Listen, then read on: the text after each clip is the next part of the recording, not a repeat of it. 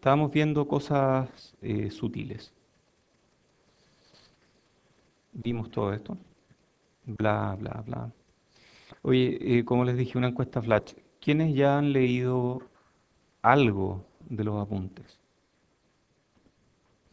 Eso es muy poco, muy, muy poco. Me gustaría que fuera más gente. ¿Alguna opinión? No, yo siempre espero opiniones. Ya. ¿Mm? No, pero es más que circuito. Yo espero que sea más que circuito. Mm, Después, otra pregunta. ¿Quiénes han mirado la pauta? ¿Sí? Ya. Tienen que mirarla, porque muchos tienen tareas con errores. Yo miré las tareas y dije, oh, no, están con errores. Así que espero que ustedes las revisen, las corrijan a conciencia y después de eso ustedes pueden... Ah,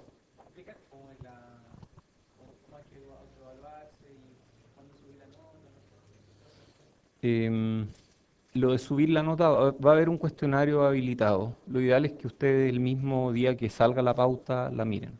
Vamos a tratar de que salgan pautas todos los días. Em, Respecto de cómo ponerse nota, dividir, todas las preguntas valen igual, dividir por puntos y eso. O sea, escala lineal, ¿sí?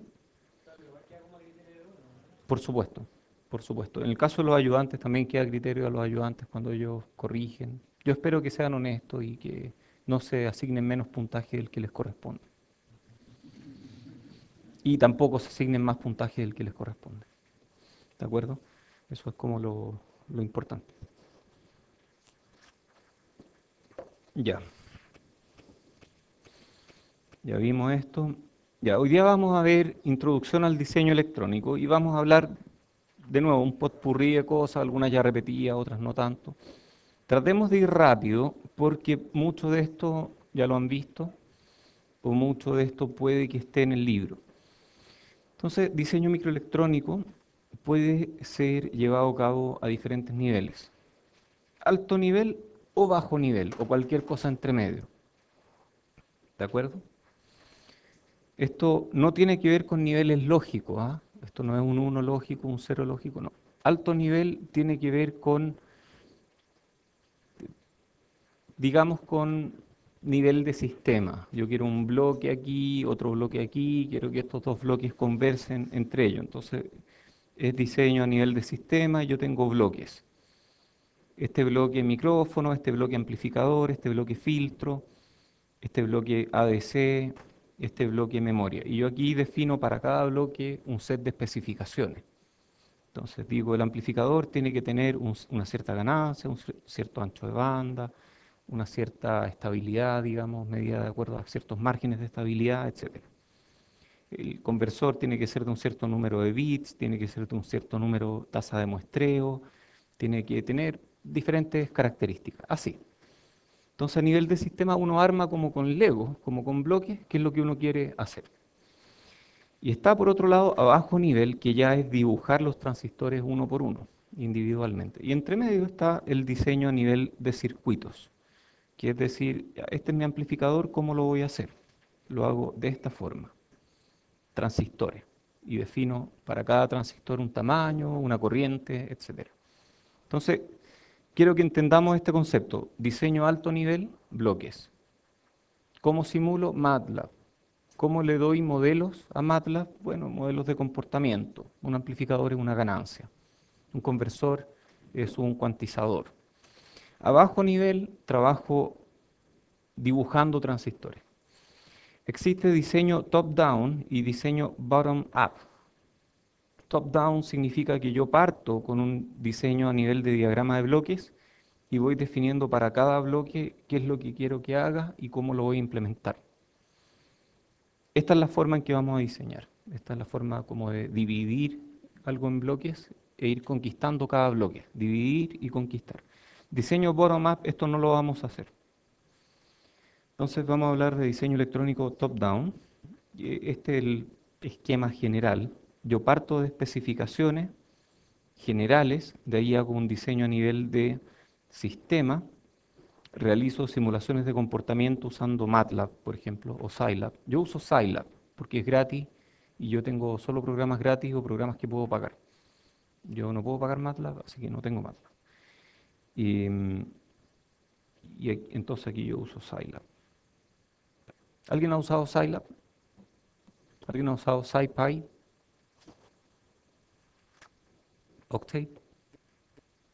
Bueno, Octave. Es como MATLAB, pero sí. Yo también he usado Octave. ¿Alguien ha usado MATLAB? Ya, muy bien.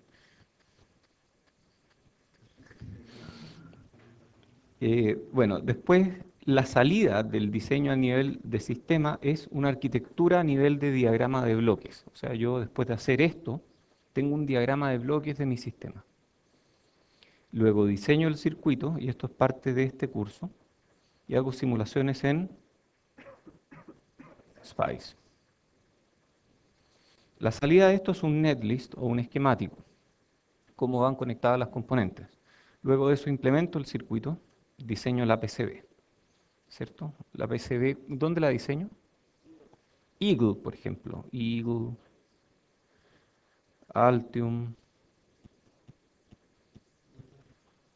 KiCad, etcétera. Y luego de eso tengo un circuito en PCB y lo verifico. ¿Cómo lo verifico? Bueno, el mismo programa de verificación se preocupa de ver si es que está bien o no. Y si sale mal, itero varias veces. Entonces así yo diseño electrónica. Y va, está repetida. No, encontremos las diferencias. Ya, aquí hay una diferencia. Esto es microelectrónico. ¿Y qué otra diferencia hay? La implementación. Aquí hay una gran diferencia. Entonces yo parto con especificaciones, diseño a nivel de sistema, misma cuestión, MATLAB, etcétera. Termino con una arquitectura, esa arquitectura la paso a diseñar bloque por bloque, hago simulaciones, netlist, esquemático y luego al implementar hago un layout. Ese layout lo hago en otros programas, por ejemplo, Electric VLSI, que es gratis, Magic, que es gratis, Cadence, que no tenemos, Synopsys, etcétera. Y luego de eso se verifica. Ya vamos a hablar de qué se trata eso. Entonces hablemos de diseño microelectrónico, vamos en detalle. Vamos un poco más en detalle. La idea de esta clase es ver todos estos bloques. ¿Qué es lo que hace uno en cada uno de estos bloques? ¿De acuerdo? Entonces partamos por las especificaciones. Esto es lo que vamos a ver primero. Acuérdense de este dibujo, ¿ok? Entonces vamos a ir sobre cada uno de estos bloques en un rato más. ¿Qué especificaciones? ¿Qué son las especificaciones? Nos especifican qué es lo que hay que diseñar, obvio. Y aquí hay una serie de especificaciones para señales y una serie de especificaciones para bloques circuitales. Esta lista no es completa, muestra posibles especificaciones. No todos los bloques tienen que tener todas estas especificaciones, no todas las señales pueden ser especificadas de acuerdo a esto, pero uno puede empezar a entender, no sé, por ejemplo, quiero que esta señal de salida tenga una respuesta transiente con una constante de tiempo dada, por ejemplo. Estas son especificaciones típicas. ¿Ustedes saben lo que es AC o no? ¿Qué es AC? Corriente alterna. Perfecto. ¿Qué es DC? Corriente continua. Amplitud media, peak o peak to peak, o pico, pico a pico, RMS. ¿Qué era RMS? Root mean square, y tiene que ver con, no es el promedio, no es el promedio, porque ¿cuál es el promedio de una señal AC? Cero. Es como el valor efectivo, ¿cierto? El valor que me permite sacar potencia a la señal.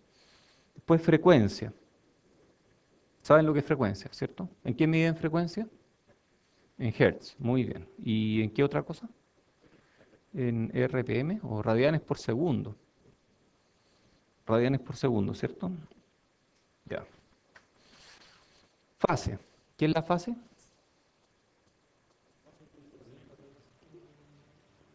Un ángulo, ¿cierto? Que aparece en alguna ecuación por ahí, ya. Pero lo conocen. Y se relacionan estos dos de alguna forma, ¿no? Como que uno es la derivada del otro y el otro es la integral del uno, eso lo saben, ¿no? Ya, deberían saberlo. Después viene jitter. Em, ¿Qué es jitter? Fluctuaciones en fase. O sea, jitter es que si tengo una señal y esta señal se mueve un poco, eso me produce pequeñas fluctuaciones. Después viene sobreimpulso, estas las vamos a ver después. Bloques circuitales, principales bloques, ganancia de voltaje, corriente, transconductancia, transresistencia, potencia, eso lo saben, ¿no? Transconductancia. ¿Qué es conductancia? Es la inversa de la resistencia. O sea, conductancia estaría en amper partido por volt. O sea, si yo tengo una ganancia en transconductancia, significa que yo le meto volts y me saca amper. Por ejemplo, si algo me da 1 amper partido por volt y yo le meto 3 volt a algo que me da 1 amper partido por volt, ¿cuál es la salida? 3 amperes, ¿cierto? Se cancelan los volts y me da 3 amperes. Eso es un amplificador de transconductancia, porque la unidad está en Siemens. Y existen otros que son amplificadores de transresistencia, los cuales yo les meto amper y me sacan volts al otro lado. Ya vamos a ver eso. Ancho de banda, banda de paso, vamos a ver esto también. Hay varios de estos que no se ven en este curso. Este no se ve, por ejemplo. em, este sí se ve, pero se ve poquito. Este se ve poco. Este no se ve. Este tampoco. Este se ve un poco. Algunos de estos se ven, estos ni se ven. Y hay más. Entonces vamos viendo algunos. Especificaciones en señales. Esto es un establecimiento transiente de una señal. Está en el tiempo. Entonces la señal parte en cero y se establece de alguna forma. Entonces este es el valor final. Esto que crece mucho aquí se le llama overshoot o sobreimpulso. Y a esto que sube y baja se le llama, y que se establece eventualmente, se le llama ringing. ¿Sí? Se confunde a veces con ripple. ¿Saben lo que es ripple? Ripple es en señales, esto es un transiente hay ringing, que tiene que ver con una señal que está amortiguada, ¿de qué manera? Sobreamortiguada, críticamente amortiguada o subamortiguada. Si está subamortiguada, el amortiguador lo que hace es frenar la señal. Si que está subamortiguada, entonces no tiene suficiente amortiguamiento, por lo tanto tiene ringing y oscila. ¿Lo han visto en algo, no? ¿Hay algo que tenga ringing? Un ejemplo, un clásico, una campana. Le doy a la campana y la campana suena. Y va a empezar a hacer exactamente esto. Después de un rato se disipa el sonido. Pero hay muchos otros ejemplos. ¿Cómo será tocar una campana en el agua o en aceite? ¿Sonará más o menos?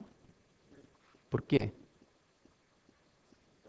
Porque se amortigua más rápido, ¿cierto? Entonces tiene que ver con la constante de amortiguamiento. Entonces eso es ringing. Por otro lado, hay otra cifra de desempeño que tiene que ver con ripple. Y ripple tiene que ver con lo siguiente. Yo tengo una señal DC que tiene ripple. Eso significa que esta señal DC en realidad tiene pequeñas ondulaciones que no decrecen en el tiempo, que se mantienen. Yo puedo decir que hay ripple de un cierto nivel, que digamos que es la oscilación máxima que veo ahí. Eso es ripple. Esto de aquí se podría decir que es la banda de error, cuando algo se establece. Entonces yo quiero que esto se establezca a esta banda de error, digamos que puede ser el 1% del valor final. Digamos que esta banda de error está en torno al 1% del valor final. Entonces aquí estamos Aquí entramos a la banda de error, pero aquí salimos de nuevo. Entonces aquí no se ha establecido, aquí se estableció y no volvió a salir de la banda de error. Entonces el establecimiento fue aquí, ¿cierto? Entonces este es el tiempo de establecimiento. Tenemos tiempo de subida, tiene que ver con esta pendiente, ¿cierto? Es cuánto sube típicamente del 10 al 90% final, tiempo de caída o tiempo de bajada, que es la velocidad a la cual baja, o el tiempo que demora en bajar desde el 90% al 10%. Tenemos slew rate, que tiene que ver con la velocidad a la cual está cambiando. Eso es esta pendiente. Esto tiene que ver con slew rate, la pendiente máxima. Y así hay muchas especificaciones. Hay especificaciones en frecuencia, hay ganancia, atenuación, ancho de banda. Díganme si algo no conocen. Ancho de banda, ¿lo conocen? ¿Sí? Aquí hay un error. ¿Sí? ¿Quién detecta el error? Décima. Décima. Décima. Sí, escríbeme. Sí, aquí es uno partido por raíz de 2. Todos la arreglan, por favor. Sí, si alguien ya lo imprimió, lo arregla. Entonces, frecuencia corte definida como la frecuencia a la cual la potencia de la señal es reducida en 3 decibeles. Entonces, por ejemplo, aquí hay un gráfico.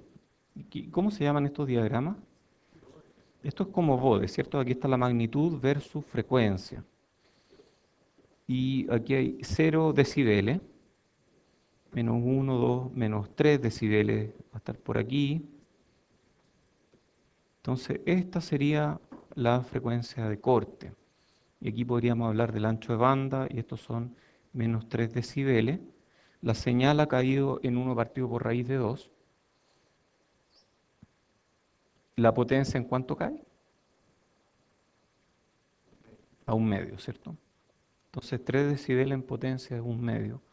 3 decibeles en señal es 1 partido por raíz de 2. Tenemos especificaciones de tipo de respuesta. Esta es una típica respuesta pasa bajo.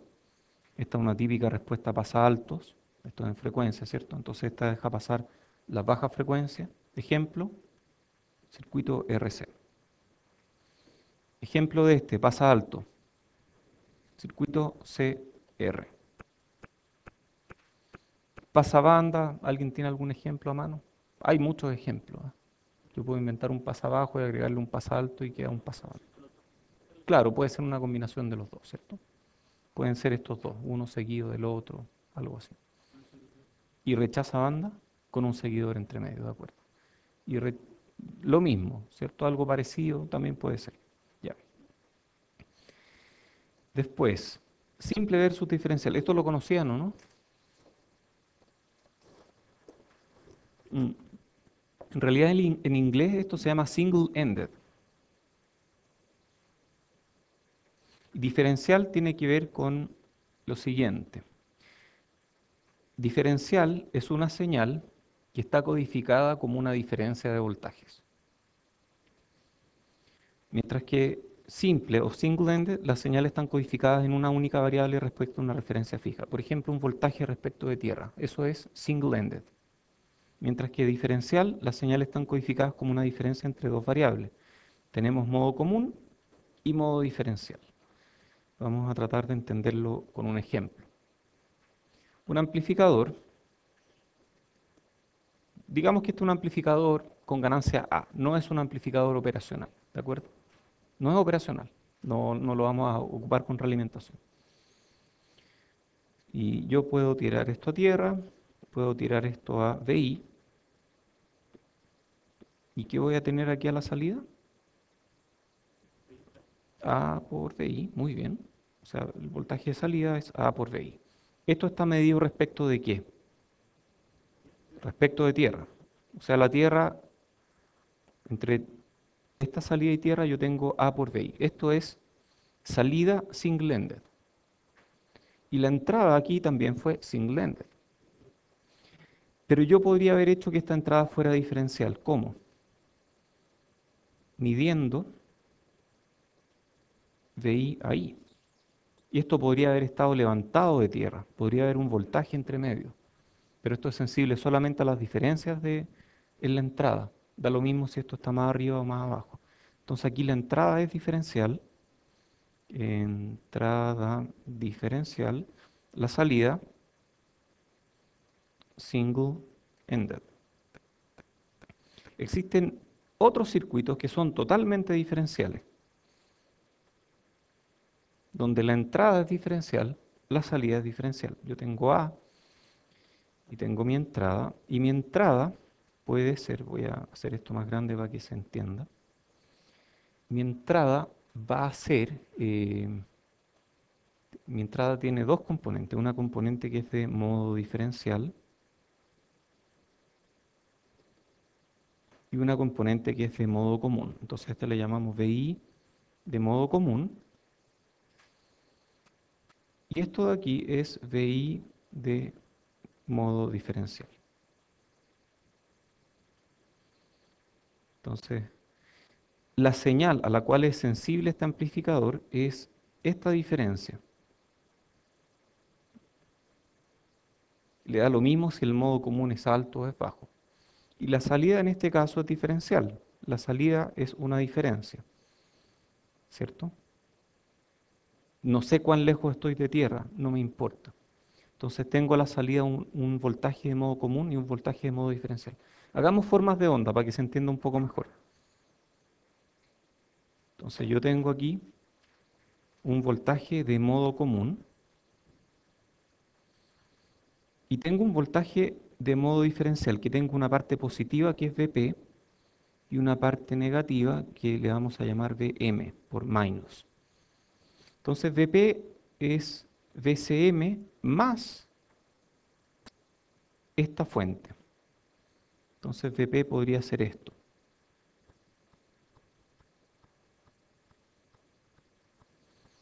Y Vm podría ser esto otro. ¿De acuerdo? Ya, ¿cuál es mi señal aquí? Yo veo tres cosas. Veo algo que le llamé VCM, veo algo que le llamé VP y algo que le llamé VM. ¿Cuál es mi señal? ¿Es VP, VM, VCM? VCM no es señal. Yo no quiero que el amplificador sea sensible a VCM. Si yo muevo esta, el amplificador no debería darse cuenta de nada. Mi señal está codificada en esta diferencia, que es la diferencia entre VP y VM. O sea, mi señal está codificada aquí. Esa es mi señal. Ahí es positiva, ahí alcanzó su punto máximo. Aquí la señal es cero, aquí la señal es negativa. Aquí es cero de nuevo, aquí es positiva. Entonces mi señal está codificada como una diferencia de voltaje, montada sobre un modo común. Lo que me importa no es el modo común, lo que me importa es la diferencia entre el voltaje Vp y el voltaje Vm. Esa es la diferencia que me importa.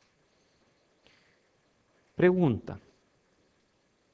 Si VCM se mueve, ¿este gallo se da cuenta, este amplificador, se da cuenta de esa diferencia? No es sensible. El amplificador solo es sensible a esta diferencia en la entrada. Da lo mismo si esta está más arriba o está más abajo. Pregunta, si hay ruido y ese ruido afecta a todas las señales por igual y ese ruido hace que este crezca y este crece. Entonces todo este eje se mueve para arriba. VCM cambia. VCM sí, cambió, todo subió. El voltaje diferencial en la entrada del amplificador cambió. No, ese no cambia. Entonces la gracia de las señales diferenciales es que son menos sensibles a ruido. Yo puedo aplicar el mismo ruido a ambas señales, pero la diferencia se mantiene. Y si la diferencia se mantiene, entonces yo tengo una señal que es insensible al ruido. Típico que señales diferenciales van en pares trenzados, que es un cable que va como una trenza. Entonces, de esa forma, cada parte del cable tiene igual probabilidad de someterse al mismo ruido. Y si hay interferencia electromagnética, las dos mitades se ven sometidas a la misma interferencia y la diferencia entre ambas señales no cambia. Entonces son mucho más robustos los circuitos diferenciales. En circuitos integrados, el estándar es diseñar diferencial. Tiene otra gracia diferencial. ¿Aquí tengo voltajes positivos y negativos o solamente tengo de un signo? en este gráfico. Este es el cero. Solo positivos. Sin embargo, mis señales pueden tomar un valor negativo. O sea, yo puedo codificar una señal negativa como una diferencia de dos señales positivas. ¿Sí? ¿Me siguen con eso, no? Entonces yo puedo tener señales positivas y negativas usando puros voltajes positivos. Y eso es una ventaja. Ya. Entonces aquí hay algunas ventajas y desventajas de simple o single-ended versus diferencial. Single-ended suele ser una implementación asimétrica comúnmente utilizada en electrónica discreta. Tiene menor complejidad y menor número de componentes, tiene menor consumo y menor ruido electrónico intrínseco.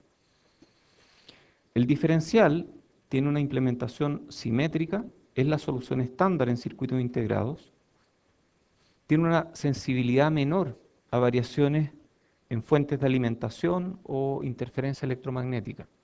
Esta es la sigla para interferencia electromagnética. Tiene excursión de salida al doble. Excursión de salida tiene que ver con cuánto se puede mover la salida, en qué rango.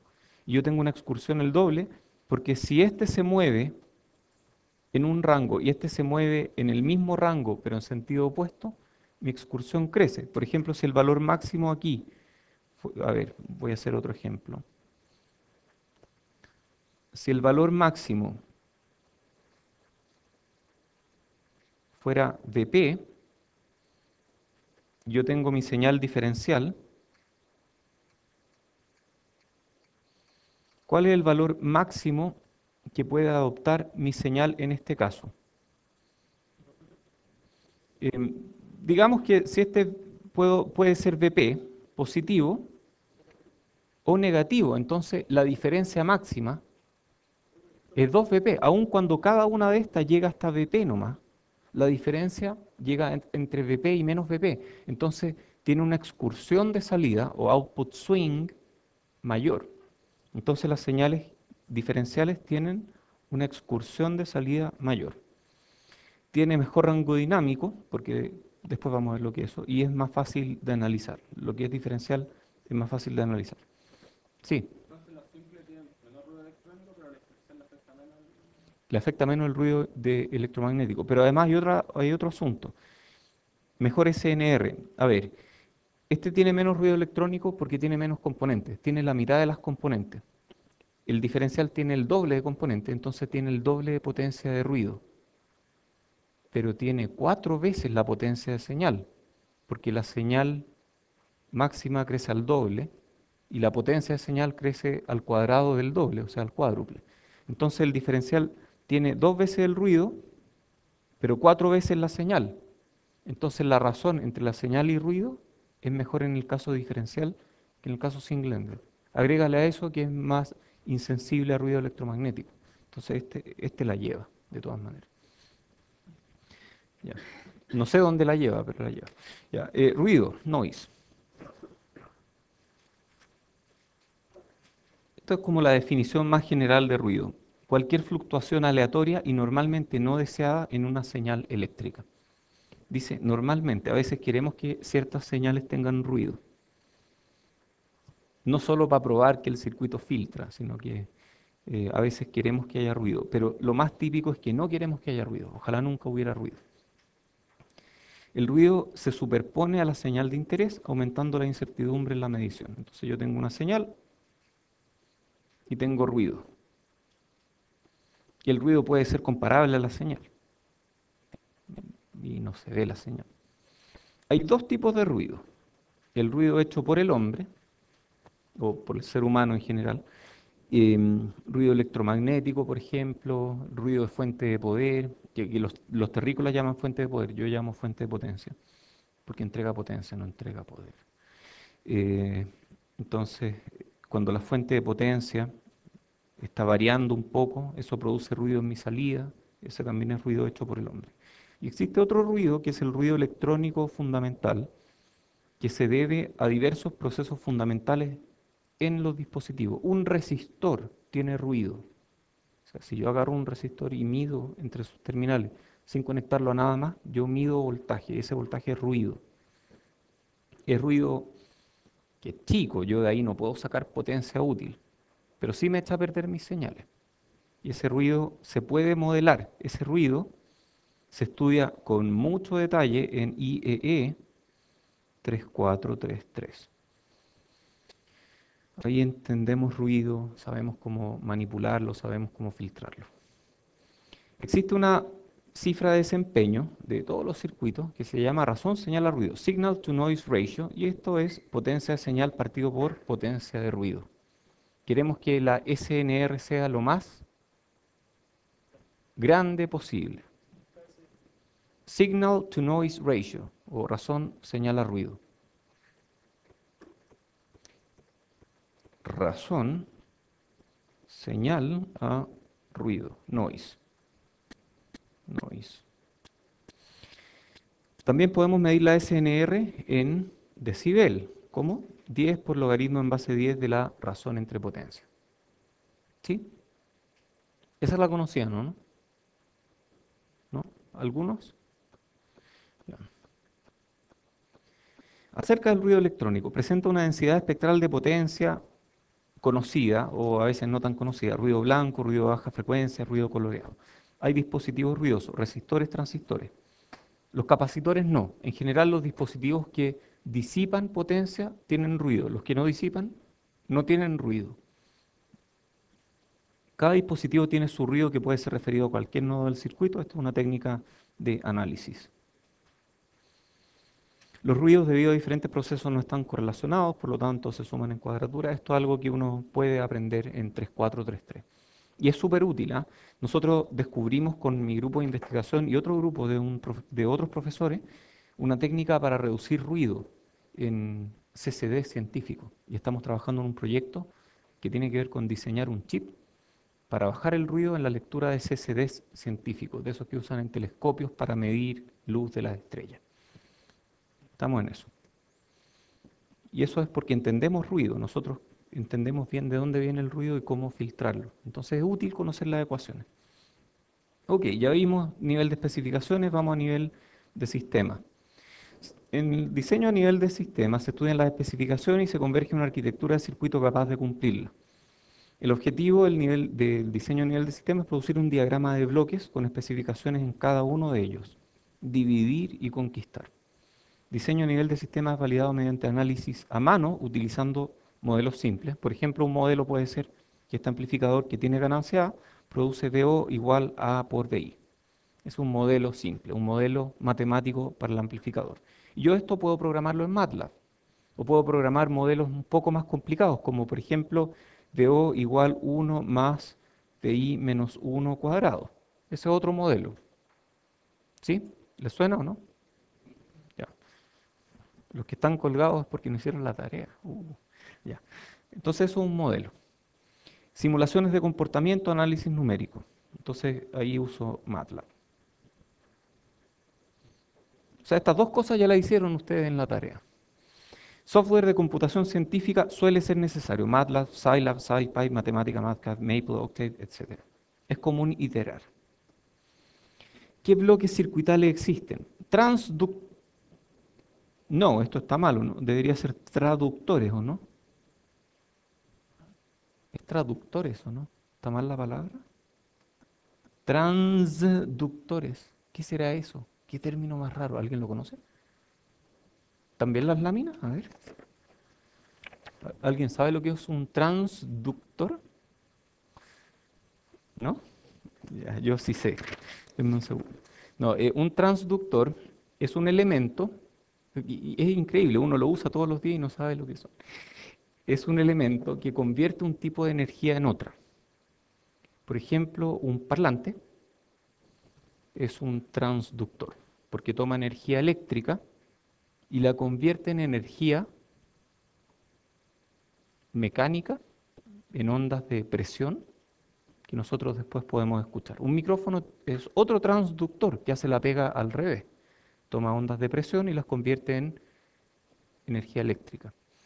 ¿Qué otros transductores puede haber? Sensores de luz, sensores de presión. Entonces, en general, estos son transductores. Oye, y a los que les gusta la música, ¿qué eso de parlantes de 8 ohms? ¿Qué significa? ¿Alguien quiere contarme un poco? ¿Alguien ha visto parlantes de 8 ohms?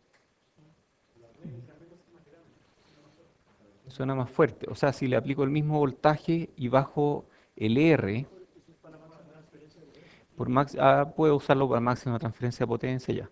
¿Alguien ha medido el parlante a ver si tiene 8 ohms? ¿Y tiene 8 ohms, no? ¿Estáis seguros? ¿Estáis seguros? Porque hay un tema ahí. No es que esa energía se esté disipando en el parlante. O sea, el parlante es como una bobina, ¿cierto? Y las bobinas o inductancia no tienen resistencia. En la práctica tienen un poquito ya, pero tienen una resistencia chica, lo más chica posible. Y si yo tengo una fuente de voltaje y estoy metiéndole potencia a esta inductancia se está comiendo la potencia, o sea, está haciendo las veces de resistencia. ¿Qué es lo que está pasando ahí? Ya, digamos que tengo 2 volts. Y aquí tengo 8, no, hagámoslo más fácil. 8 ohm, aquí tengo 16 volts, aquí tengo 8 ohm y aquí tengo 8 ohm. Entonces aquí tengo 8 volts, aquí tengo 8 volts, ¿sí? Divisor de tensión. Entonces tenemos 8 volts en 8 ohm, tenemos 1 ampere y podemos sacar potencia, ¿sí? Esa potencia se está consumiendo en el parlante,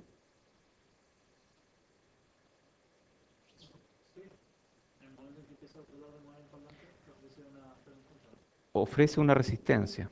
O sea, esto lo ve como una resistencia eléctrica. El parlante, si yo fuera fuente, agarro un parlante y lo veo como una resistencia eléctrica. Pero el parlante en realidad está convirtiendo la energía que yo le estoy dando en energía acústica.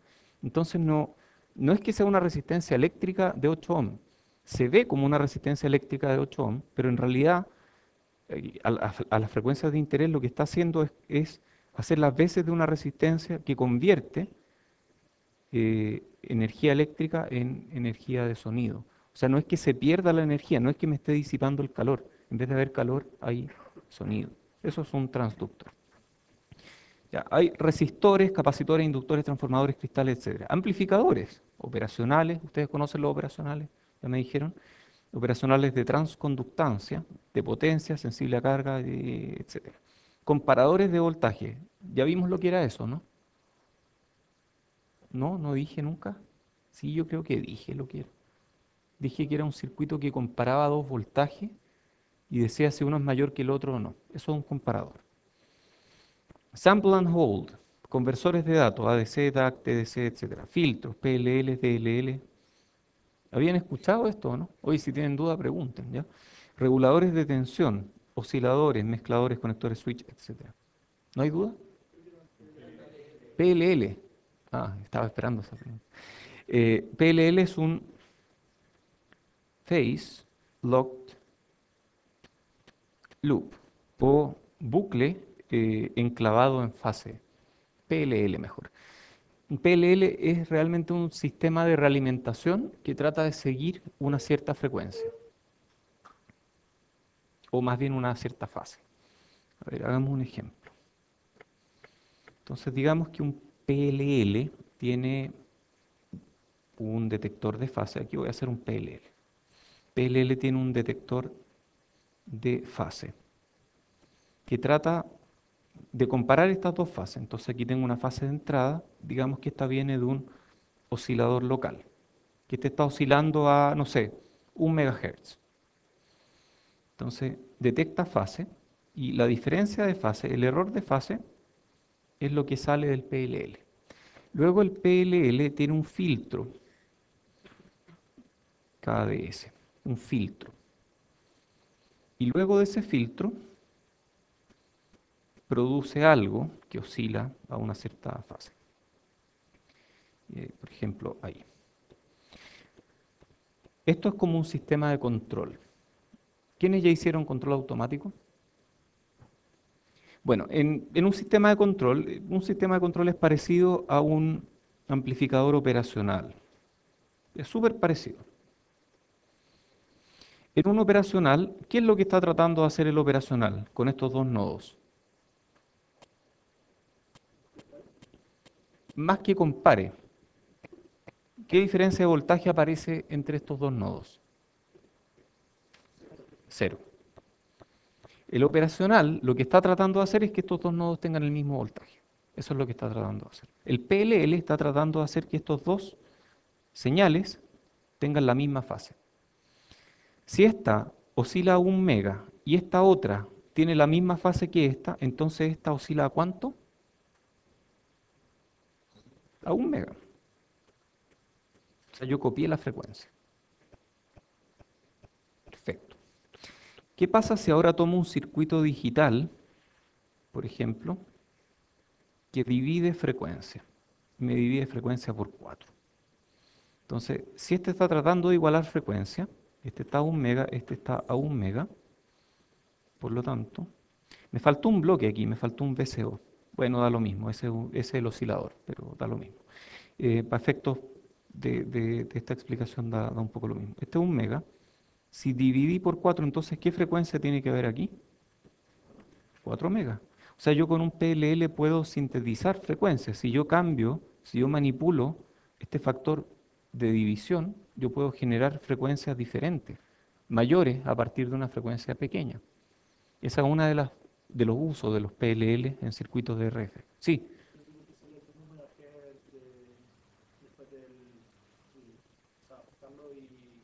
Ah, es que es un circuito, esencialmente un circuito de control. Lo que está haciendo este es tratar de que estas dos sean iguales, reducir el error permanente, este phi sub b, a cero. Este phi sub b es cero cuando estas dos son iguales. Y si estas dos son iguales, aquí hay 1 mega. Si este bloque me divide por 4, pero este bloque va en esa dirección, entonces lo que tiene que entrar aquí es 4 veces más grande. Entonces aquí saqué 4 megas y esos 4 megas al dividir por 4 aparece 1 mega que corresponde a la frecuencia que yo quería igualar. Esto lo vamos a ver en 3, 4, 5, 3, con más detalle. Pero es un ejemplo para que sepan qué cosas existen. Entonces PLL, DLL, que es como un PLL pero digital. Y así hay muchos otros, osciladores, que esto produce oscilaciones, mezcladores, que suma voltaje, o hay otros mezcladores que modulan en frecuencia, etcétera. Ah, faltó uno. Switch. ¿Qué es un switch? O conmutador. ¿Qué será un switch? Un switch.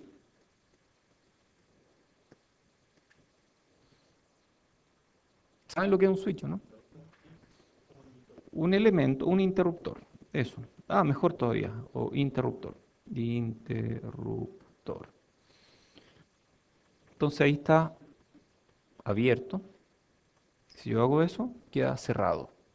Cuando está cerrado, deja pasar corriente. Cuando está abierto, no deja pasar corriente. Ojo con la nomenclatura. Cuando una puerta está abierta, deja pasar personas. Cuando un switch está abierto, no deja pasar electrones. ¿Ok? Es distinto. Cuando un switch está cerrado, deja pasar corriente. Cuando una puerta está cerrada, no deja pasar personas. Así que no se confundan. Switch abierto, no deja pasar. Switch cerrado, sí deja pasar. ¿Ok? Esa es la nomenclatura que vamos a usar. Este es un switch SPST, Single Pole, Single Throw. Voy a convertirlo en un SPDT, haciendo, voy a convertirlo en un SPDT. Ahí lo convertí en un SPDT. Single Pole Dual Throw. Y puedo convertirlo, puedo tener DPDT, si es que un mismo switch me controla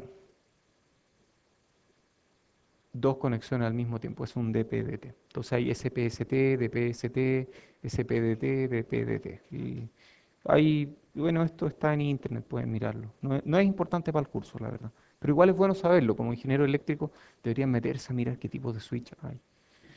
Así que miren. Después conexiones entre bloques. Entonces estábamos mirando bloques, diseño a nivel de sistema, ¿cierto? Bloques. Entonces, conexiones entre bloques. El bloque base suele ser el amplificador. es el bloque más importante en electrónica analógica. Entonces vamos a hablar mucho de amplificadores en este curso. Amplificador de voltaje, corriente, transconductancia, transresistencia. Nos encargamos de diseñar cada bloque por separado y luego los conectamos. Cada conexión lleva una señal, o sea, aquí hay señal, aquí hay otra señal, aquí hay otra señal. Señal. La idea es que los diferentes bloques de un circuito conversen bien. ¿Qué significa esto? Que si este amplificador o preamplificador está diciendo algo, que ojalá el filtro esté escuchando eso. Entonces voy a dibujar ahí una oreja, que lo escuche bien. Eso es una oreja. Oreja. Los filtros tienen oreja, ¿verdadero o falso? Falso, los filtros no tienen oreja, pero es para que entiendan. O sea, tienen que escuchar. El amplificador está hablando, el filtro tiene que estar dispuesto a escuchar. Si que el filtro no está escuchando al amplificador, no va a funcionar. Ya, obvio que el filtro debiera estar escuchando al amplificador, están conectados por una rayita y yo veo la rayita, entonces deberían estar conectados. Sí, pero puede haber problemas de impedancia que hagan que no toda la señal que está produciendo el preamplificador llegue al filtro. Parte de eso se puede perder en la resistencia interna del preamplificador. Entonces ese es un tema que vale la pena mirar. Entonces, súper importante impedancia de entrada y salida. Entonces, cuando yo diseño bloques, tengo que decir, mira, la impedancia de salida del preamplificador tiene que ser menor que un cierto valor y la impedancia de entrada del filtro tiene que ser mayor que un cierto valor para que el filtro pueda escuchar bien al amplificador. Por ejemplo, miremos esto más de cerca. Ahí tengo mi amplificador. Mi amplificador es como una especie de fuente de voltaje con una resistencia en serie, que le llamamos resistencia Thevenin, resistencia de salida, lo que sea. Y el filtro, digamos que es otro amplificador con algo más que tiene una resistencia de entrada. Entonces este circuito yo lo reduzco a esto que está aquí. Y lo que le llega al filtro no es lo que está saliendo del amplificador. Porque si yo desconecto estos dos, el amplificador me va a dar un cierto voltaje. Si yo los conecto, el voltaje de salida del amplificador va a bajar, ¿cierto? Entonces llamémosle a esto R out del amplificador, este R in del filtro, y esto es VI. Y VO, ¿cuánto va a ser VO? VI por R y partido por RO más RI, ¿cierto? Eso es, ¿cierto? Entonces yo quiero que RI sea grande o chico. O sea, quiero que la impedancia de entrada, el RI del filtro, sea grande o chico. Grande. Quiero que el RO del amplificador sea grande o chico. Si no fuera el caso, si RO fuera grande y RI fuera chico, casi todo el voltaje se disiparía en esta resistencia y VO sería muy chico y el filtro no estaría escuchando al amplificador. Bueno, esto lo vamos a ver con más cuidado después, pero es importante eso, cuando uno conecta bloques, uno tiene que asegurarse de que los bloques conversen bien. En MATLAB uno conecta bloques y los bloques conversan bien. En Spice uno conecta bloques y los bloques a veces no conversan tan bien. Ya, pasamos a diseño de circuito. Entonces ya supongamos que tenemos un diagrama de bloque, le creemos al diagrama de bloque, ahora queremos diseñar el circuito, que es diseñar cada bloque. Esta es parte del contenido del curso y de otros cursos del área, 3423, 3433, 3443, 3453. Tan fácil, se los pueden aprender en un rato. Igual que mi email, angel@uc.cl, no se les va a olvidar nunca más. Cuando tengan 80 años y yo ya esté muerto, van a poder escribir angel@uc.cl y nadie les va a contestar. Ya. Bueno, ese es mi correo, ángel, como mi nombre, @uc, como la Universidad Católica.cl. 2 años después la universidad cambió de nombre, todos cambiamos email y ya no fue. No, pero bueno, ese es mi correo. ¿Por qué dije eso? Ah, porque los cursos son fáciles de... Ya, bueno. La validación de esta etapa de diseño, diseño de circuito, comprobación de un diseño correcto se realiza mediante simulaciones de SPICE. Durante el curso van a adquirir mucha práctica. Cuidado con convertirse en monos de SPICE. El mono de SPICE viene del teorema de los infinitos monos. ¿Conocen el teorema de los infinitos monos? ¿Sí? ¿Quiénes conocen? Tú conoces el teorema de los infinitos monos. ¿De qué se trata el teorema de los infinitos monos?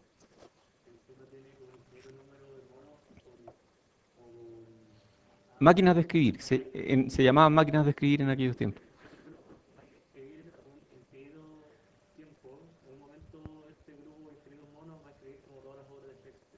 Sí, y de hecho han hecho simulaciones de monos escribiendo y han salido frases de, no sé, 18 caracteres o cosas chicas. Pero hay que hacerlo simular, o sea, simulación de muchos monos mucho tiempo. Probabilísticamente existe la probabilidad, o sea, es menor, es muy chica, pero es mayor que cero, de que algún día un mono escriba una obra de Shakespeare. Bueno, lo mismo, el mono de Spice es la misma cuestión. Si yo siento infinitos monos frente a infinitos computadores con Spice y los pongo a diseñar un circuito, existe una probabilidad no nula de que alguno aparezca con un circuito decente.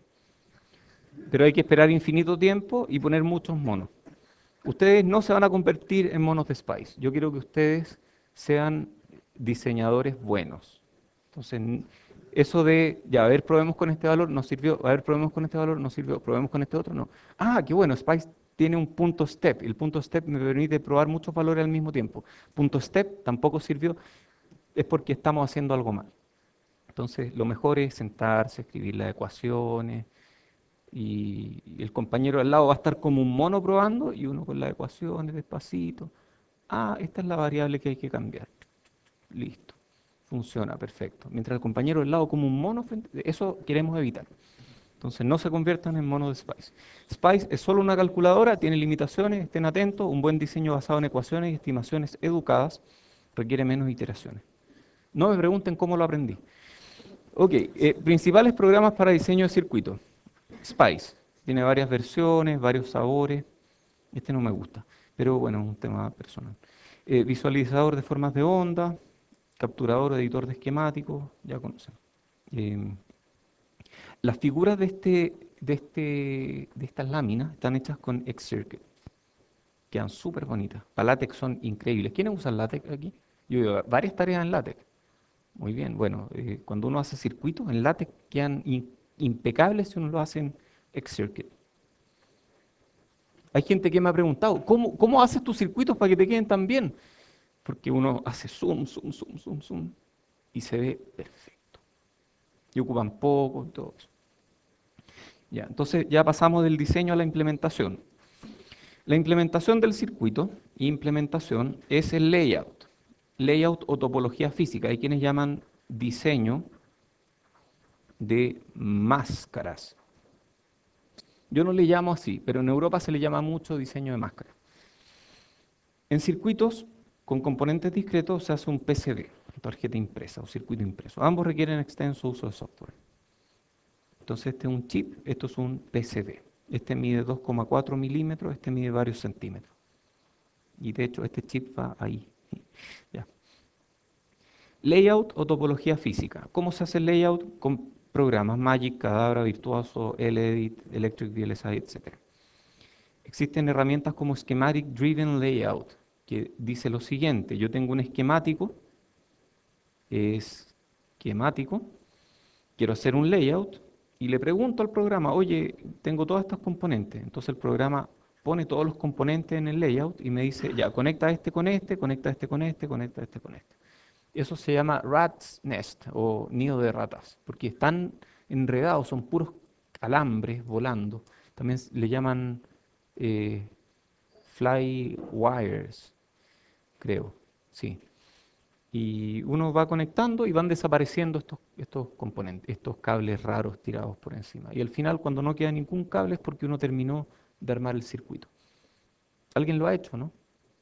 ¿No? Bueno, SDL. Es una forma asistida de hacer un layout. Te pone todas las componentes y te dice cuáles van con cuáles. Eso es Schematic Driven Layout. Eh, bueno, estos chips tienen nivel de complejidad súper alto. Aquí yo muestro un pedacito chico de un pedacito chico de un chip. Y esto mide 2,4 milímetros, o sea, esto es realmente chico. Estos son nuestros propios ejemplos de layout. Ya están medio antiguos, pero esto lo hicimos nosotros. ¿Ah? ICUC es mi grupo de investigación. Es el grupo donde diseñamos chips. Un dinosaurio. Ah, es que sobró espacio. Y Y el alumno, ese es un dinosaurio bien caro, porque este chip costó muy caro. Y el alumno que diseñó esto, que ahora es profesor, y ahora no lo pueden tutear, eh, él le encantan los dinosaurios, entonces él dibujó un dinosaurio. Y se ve bien, si uno lo mira al microscopio uno ve un dinosaurio, el dinosaurio más chico del mundo. ¿Ya? Verificación de layout. Entonces una vez que uno hace el layout, uno puede mandarlo a fabricar. Entonces uno aprieta el botón fabricar y el layout se fue. Y si en el momento en que uno está apretando el botón se acordó de que cometió un error, no hay nada que hacer. La fabricación cuesta varios miles o millones de dólares. O sea, de máscaras cuesta varios millones de dólares y varios meses, y después de varios meses uno recibe un chip que está malo y no funciona. Entonces es complicado. Para evitar eso hay que hacer pasar el layout por varios chequeos. DRC, que también existe en PCB, o Design Rule Check, comprobador de reglas de diseño, se encarga de ver, por ejemplo, que dos alambres no estén tan cerca que al fabricarlo queden cortocircuitados, o que un alambre no sea tan delgado que al fabricarlo quede como un circuito abierto. Ese tipo de chequeos de sanidad lo hace el DRC. El LVS compara layout versus esquemático y dice si son parecidos o no. Tienen que ser idénticos para mandar a fabricar. Reglas de antena son otras reglas que hay que usar al diseñar chips. Bueno, y hay recursos, hace que uno manda a fabricar un chip y el chip tiene un pequeño problema de estabilidad y hace que alguna de las señales oscile. Uno puede mandar a operar el chip. Y la operación del chip, una persona, un operador con un microscopio muy especial y un computador, mira el chip y le dispara unos iones que destruyen parte del chip, cables, por ejemplo, y eso hace que el chip deje de tener el problema que tenía. No me pregunten cómo lo aprendí.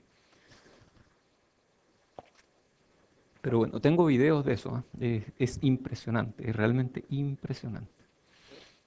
No, no lo tengo aquí, pero lo puedo buscar. PCB o circuito impreso. Ah, sí, $350 la hora. Entonces depende cuánto demoren, cuántas cosas tengas que hacer. Tú puedes incluso depositar metal y hacer un pad donde no había, o puedes crear transistores, pero hay chips que no son operables. Cada vez que lo operas, lo sometes a un riesgo importante de que se destruya el chip, porque se pueden inducir voltajes altos que destruyen las compuertas.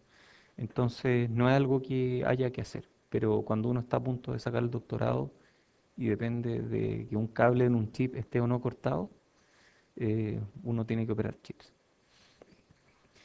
Bueno, PCB o circuito impreso, esto que está aquí es una PCB, provee conectividad eléctrica y sostiene mecánicamente un circuito, o sea, da el sustrato mecánico, un sustrato aislante, Pertinax, también llamado FR2, G10, FR4, más conocido como FR4, la F es por fire y la R es por retardant. Creo que así se escribe. Entonces, esto retarda el fuego, es la fórmula que retarda el fuego número 4. Probablemente las anteriores no funcionaron tan bien. Cerámico, etcétera. Capas de metal, puede haber entre 1 y 12, usualmente cobre. Las vías son conexiones entre diferentes capas. O sea, yo en este circuito veo una capa de metal, que es esta, todo esto. Pero si doy vuelta al circuito, tengo otra capa de metal. Y entre medio tengo otras dos capas. Este circuito es de 4 capas. Pero uno puede tener hasta 12 capas de metal en un solo circuito impreso. Máscara de soldadura o máscara antisoldante, previene cortocircuito, esta máscara verde que uno ve, que a veces es roja, azul, blanca. Silk screen o serigrafía, esto que dice Ángela Busleme ahí, eso es silk screen. Programas de diseño, aquí hay algunos. Yo uso Eagle ahora. Componentes discretos, pasivos, resistores, capacitores, inductores y otros. Integrados, muchas opciones, terrible. ¿Dónde compran esto? Yo compro en Victronics o en DigiKey. Esta se demora un poco porque está en Estados Unidos, pero tienen más componentes. Victronics igual entrega un súper buen servicio. Montaje superficial o through-hole. ¿Saben la diferencia, no? Creo que algo hablé la semana pasada. Los de montaje superficial van por encima, los through-hole van a través de una vía. ¿Dónde comprar? Aquí están. Como les decía, estas son mis opciones. ROHS, ¿han visto este símbolo alguna vez en algún tipo, no? Eso es Restriction of Hazardous Substances directive. O sea, estos son, no tienen plomo, son mejores con el medio ambiente. Ok, quedan 10 minutos, así que empecemos con un repaso de circuito y algunos extras. Ley de Ohm. ¡Ah! ¡No! Pensé que ya se había acabado. Ya, ¿cómo es la ley de Ohm? V igual I por F. Ya, y en general, V igual I por Z. Ya. Ley de voltajes de Kirchhoff. Con 2H. ¿Está bien que lleve 2H o no? ¿Sí? ¿No? ¿Sí? ¿No? ¿Sí? Sí, está bien, está bien. Está bien que lleve 2H. ¿Sí? Kirchhoff. Kirchhoff. Sí, Kirchhoff. Ya. ¿Cómo sería la ley de voltaje de Kirchhoff? V, suma de V igual ¿cuánto? Cero, eso. No me acordaba si era cero. Ya. ¿Y ley de corriente de Kirchhoff? Suma de corrientes igual cero. Estas son las corrientes que entran a un nodo, estos son los voltajes en torno a una malla, ¿cierto? Oye, les voy a contar algo, pero que no salga de este campus. Estas leyes en realidad son aproximaciones.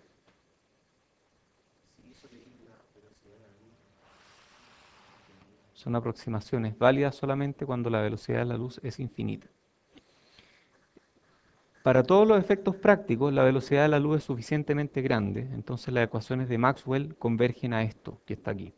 O sea, si ustedes agarran las ecuaciones de Maxwell y epsilon, mu lo hacen infinito, o cero, no, cero, para que el 1 partido por raíz de sea infinito, ahí les da exactamente esto. Pero esto en realidad son aproximaciones que no valen cuando los circuitos oscilan a muy alta frecuencia. Como en este curso los circuitos oscilan a frecuencias relativamente bajas, esto está bien, está bien. Así que para todos los efectos, ¿sí? Eh, Frecuencias tan altas que la longitud de onda correspondiente a esa frecuencia sea comparable a las distancias en tu circuito. ¿De acuerdo? O sea, tengo que calcular lambda y comparar lambda con la longitud de mi circuito. Si son comparables, tengo problemas. Lo típico es que la longitud de onda sea mucho, mucho más grande o chica que mi circuito. Longitud de onda sea más grande que mi circuito, porque la frecuencia es muy chica. Los circuitos son chicos, son en general mucho más chicos que las longitudes de onda que procesan. Pero cuando se vuelven comparables, estas dos ya no valen. ¿De acuerdo? Ok, resistencia de hoja. Em, esto parece materia nueva, ¿o no? Sí, parece importante. Ya. Resistencia de hoja es utilizada para caracterizar la resistividad de películas delgadas de conductor de espesor constante. Entonces yo miro RSQ, R cuadrado, R cuadrado, sí. Se mide en ohm por cuadrado. Y uno puede, y uno puede calcular resistencia contando cuadraditos. Ya. Entonces eso es lo que vamos a hacer, vamos a contar cuadraditos. Sí, yo creo que vamos a terminar como en esta lámina. A ver, ¿cómo es la cosa? Yo tengo una, vamos a hacerlo más chico. Yo tengo un paralelepípedo de material conductor que tiene una cierta resistividad. ¿Cómo le llamamos a la resistividad? Era una letra griega. Rho, gracias. Entonces tenemos Rho, tenemos un conector aquí, tenemos otro conector allá. Y yo quiero saber cuál es la resistencia de este pedazo de material. Yo sé que es largo L, yo sé que tiene un ancho W y sé que tiene un espesor D. Entonces yo sé que R, ¿cuánto es R? Rho tiene que ir arriba, ¿cierto? Mientras más largo, más resistencia o menos resistencia. Entonces la L va arriba. Mientras más ancho, más resistencia o menos resistencia. Menos, entonces lo L va abajo. Y la D, abajo también, ¿cierto? Entonces Ya, esa ecuación, ¿está bien? ¿Sí? ¿Está bien? Ya. Ok. Em, demos vuelta a estos dos mejor. ¿Sigue estando bien o no? ¿Sí? ¿Está bien? Ya. Entonces ahora imaginemos que tenemos un chip. Y en el chip, el fabricante me dice, mira, yo puedo depositarte material con resistividad Rho, pero D es fijo. Yo no puedo depositarte una capa más gruesa ni más delgada, porque si es más delgada, eh, puede que no quede bien. Y si es más gruesa, estoy perdiendo material y mi proceso de fabricación tiene que ver con depositar un espesor de 1 micrómetro, lo que sea, entonces D es fijo. Entonces yo tengo Rho y tengo D. Entonces esto es Rho partido por D por L partido por W. Y a esto, que es Rho partido por D, yo le llamo R cuadrado, que es la resistencia de un cuadrado de material. Entonces, si yo tengo un cuadradito de material,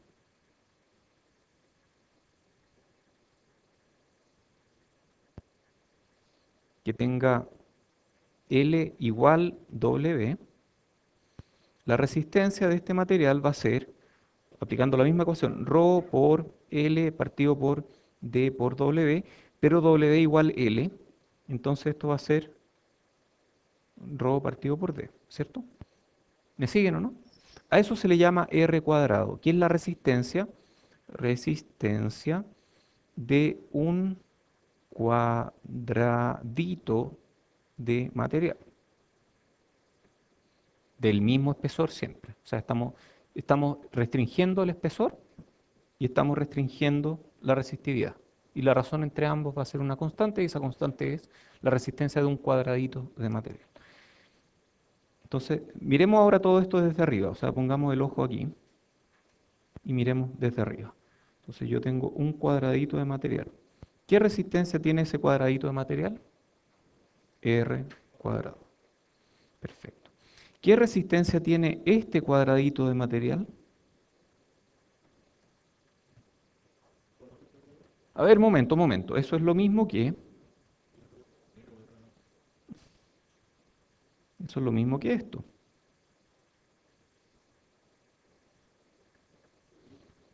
Eso es 2R cuadrado en paralelo con 2R cuadrado me da R cuadrado. Sí, obvio, porque esto es un cuadrado, R cuadrado. Esa es la resistencia de un cuadrado. Da lo mismo el tamaño del cuadrado. L y W se cancelan, entonces da lo mismo el tamaño. Puede ser un cuadrado de 1 metro cuadrado o puede ser un cuadrado chiquitito. Entonces lo que yo tengo que hacer, vamos a hacer otra lámina, para determinar la resistencia de un material, de un resistor integrado, es contar cuadraditos. Digamos que este es mi resistor integrado.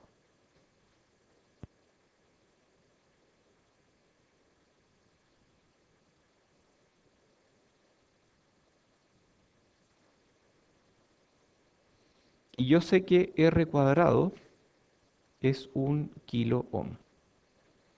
¿Ok? Entonces aquí yo cuento. ¿Cómo cuento? Divido en cuadraditos. 1, 2, 3, 4. Entonces uno divide en cuadrados y cuenta cuántos cuadrados hay. Y el número de cuadrados uno lo multiplica por R cuadrado. Y eso es lo mismo que hacer, porque el número de cuadrados tiene que ver con si este es W y este es W, cada cuadrado tiene ancho y largo W, el número de cuadrados, n, va a hacer que la longitud total de esto sea n por W y el ancho es W, esos dos se van y me queda n. Entonces yo multiplico R cuadrado por n, por el número de cuadrados, y tengo la resistencia total. ¿Cacharon, no? ¿Sí? Entonces, contando cuadraditos, yo puedo determinar eso. Los cuadraditos de la esquina aportan algo así como 0,50 y algo. No me acuerdo el número exacto, creo que 0,56, 0,5. Entonces las esquinas aportan con la mitad de la resistencia. Y con eso uno puede calcular resistencia de cualquier forma hecha con cuadradito. Siempre y cuando el espesor sea constante y siempre y cuando ρ sea constante. ¿Ok? ¿Es- ¿Cómo? no es un efecto, o sea, es una consecuencia de esto que acabamos de ver. Si una resistencia tiene R cuadrado, al poner algo que tiene el doble de largo, es lo mismo que poner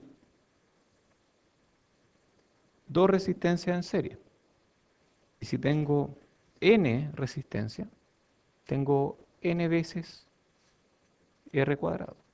¿Sí? Lo importante es que los cuadrados tienen que ser del ancho completo del material. O sea, si es que yo hago cuadrado así, no sirve. Porque estoy poniendo en paralelo y en serie. Entonces tengo que usar cuadrados que tengan el ancho completo del material. ¿Ok? Ya. ¿Qué más viene? Estamos en la hora. Ah, componentes pasivos. Bueno, hay 4 componentes pasivos. Ya, dejémoslo aquí.